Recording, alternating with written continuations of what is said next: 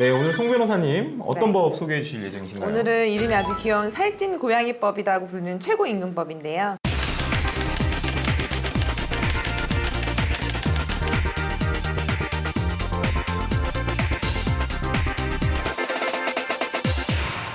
네. 이 최고 이제 경영진, 네. 이제 뭐 기업이 흔들려도 음. 자기 배는 채우는 그런 위에 임원진이나 경영진을 아. 불러서 살찐 고양이라고. 결국은 네, 예, 그렇게 그래서 이제 그런 유래가 된 사람들. 건데 이게 네. 결국은 국내의 어떤 소득 불균형, 불평등 이런 문제를 해결하기 위해서 지금 나온 것 같은데요. 이게 약간 최저임금법 그것과도 네. 조금 같이 맞물리면서 많이 이슈가 되는 것 같아요. 그렇죠. 그러니까는 네. 자기네들 급여를 올리려면 최저임금도 올릴 수밖에 없게끔 하는 그쵸. 그런 거기에 요죠. 핵심이 있죠. 연동이 되어 있죠. 그러면 지금 국내 소득 불균형 문제가 어느 정도 뭐 양극화하는데요. 통계치로 보면 어떤가요, 기자님? 상당히 심각한 걸로 나오고 있는데 일단은 저희가 그냥 기본적인 통계치로 따져봤을 때 그러니까 2016년 1분기 가계 동향 이쪽을 살펴보면요. 네. 1분기 저소득층의 소득은 감소했지만 고소득층은 훨씬 더 늘어서 네네. 그러니까 소득 불균형이 훨씬 더 벌어졌다라고 얘기하는데 1분기 소득상위 20% 그러니까 위쪽에서 20%는 5분위 가구의 월평균 소득이 네. 906만 7천 원으로 전년 동기 대비 1.8% 정도 증가를 했대요. 네네. 근데 반대로 끝에 있는 소득 하위 20% 1분위 소득은 141만 원으로 2.9% 감소를 했어요. 그러니까 더 많이 받던 데는 1.8% 늘었는데 훨씬 더 적게 받던 데는 또 오히려 줄었던 거죠. 그래서 단순 계산으로 이 두 월급만 따져도 월 평균 소득만 따져도 765만 원 차이가 나는 거니까 이게 엄청난 차이가 난다고 봐야 되겠죠. 연으로 그럼 만약에 따지면. 지금 이런 살찐 고양이법이 시행이 됐다라고 한다면 뭐 급여로 가져갈 수 있는 건 연봉이라고 해야 될까? 최고 보수가 어느 정도까지로 상한이 되나요? 쉽게 계산하면 지금 현재 지금 시급이 최저임금으로 기준으로 하면은 예. 한 4억 5천 정도. 그렇죠. 4억 5천만 원 정도. 아, 그러니까는 어떤 CEO든지 뭐 하여튼 고소득 근로자들은 4억 5천만 원 이상은 못 받아간다. 근데 저는 이게 얼마든지 아. 빠져나갈 수 있을 것 같은 게 네. 이 최저 시급이라든가 통상 임금이라든가 우리가 기준하는 방식이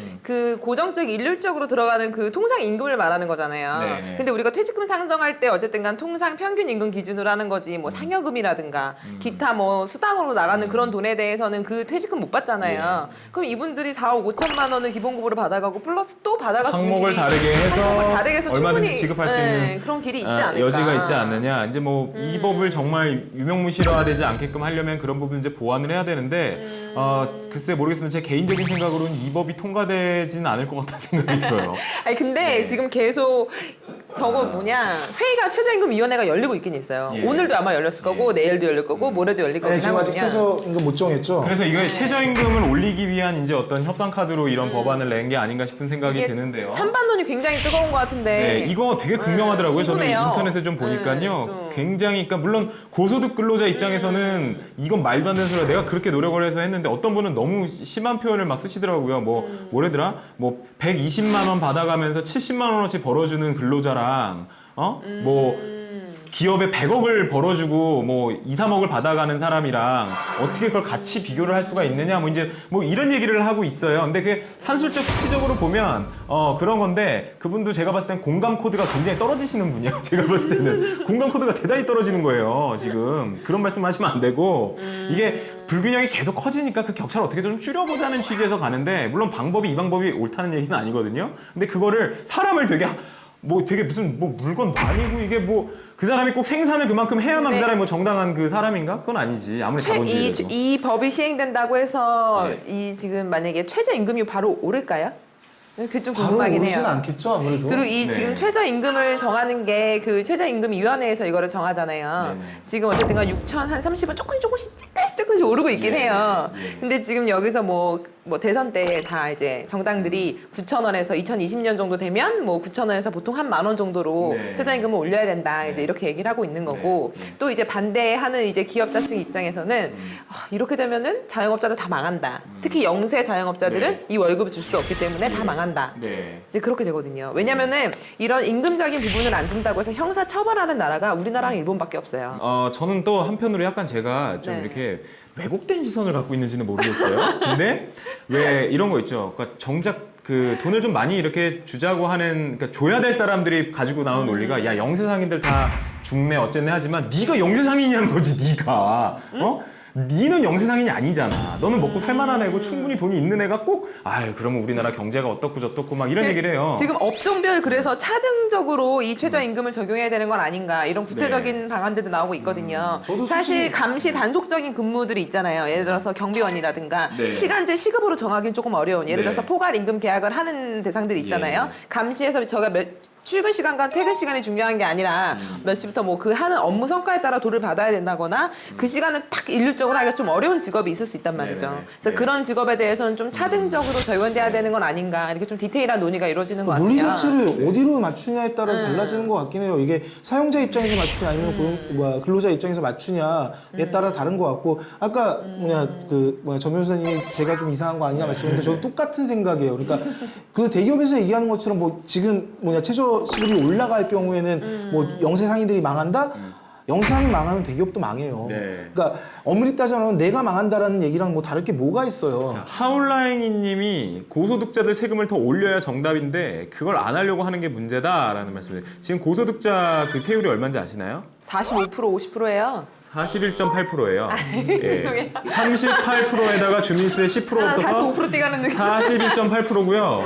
실질적으로 45%로 이제 떼가는 느낌을 받는 건 뭐냐면 국민연금 그 부분에서 이제 의료보험료가 대폭 상승이 되죠. 그래서 그 연봉이 4억인 경우에요. 실질적으로 수령하는 금액 자체는 약 월 2천 몇백만 원인가 그렇더라고요. 뭐 연봉 계산기 이런 거 보면은. 그러니까 우리가 4억이면 야 한 달에 3천 몇백만 원씩 받아가겠구나라고 하는데 세금을 떼고 한 2천만 원씩 받아가요. 그러니까는 그 세율을 뭐 계속 높이는 것도 다 좋은데 그것만이 방법이냐? 라고 하는 것도 좀 생각을 해볼 필요가 있는 것 같고요. 그리고 저희 꾸루꾸루님이 노동자가 소비의 주체가 되지 못하는 사회의 경제는 폭망한다. 맞는 말씀이죠. 그렇죠. 예. 정말 경영자가 예를 들어서 뭐 다른 명목으로 비자금으로 축적 그냥 사내 유보시키시니까 최저임금은 그대로 두는 거죠. 예. 그러니까 최저임금은 그대로 6천 얼마인데 네. 그냥 그 위에 사람들 급여만 더 덜 주는 역으로 거죠. 더 이제 그걸 기준으로 더 떨어지고 뭐 경영진들 임원진들 그 돈만 더 이제 저거 동결이 되고 네. 주고 싶어도 못 준다 이렇게 이런 네, 핑계를 그렇게 대면서 돼. 위에 사람들 주는 사람들과 결국은 지금 더 이거를 그렇게 되진 않을까? 통과되고 만약에 이거를 발의한 이유는 뭐냐면 소득 불균형을 줄여보겠다는 거라면은 다 같이 못 살게 되는 건 아닐까? 예, 이런 그러니까 생각도 하시는 그런 거예요. 문제도 있는 거예요. 그러니까 사실은. 핵심은 거기 있는 거가 맞는 것 같아요. 그러니까 지금 아까 정 변호사님도 말씀하셨던 거 고소득자에 대해서 세금을 적게 걷고 있는 게 아니고요. 실제로 걷어야 될 부분은 법인세를 좀 더 늘려야 된다는 얘기가 쏙 들어가 있는 거죠. 그러니까 고소득자 소득을 줄이자 또는 뭐 저소득자 소득을 올리자.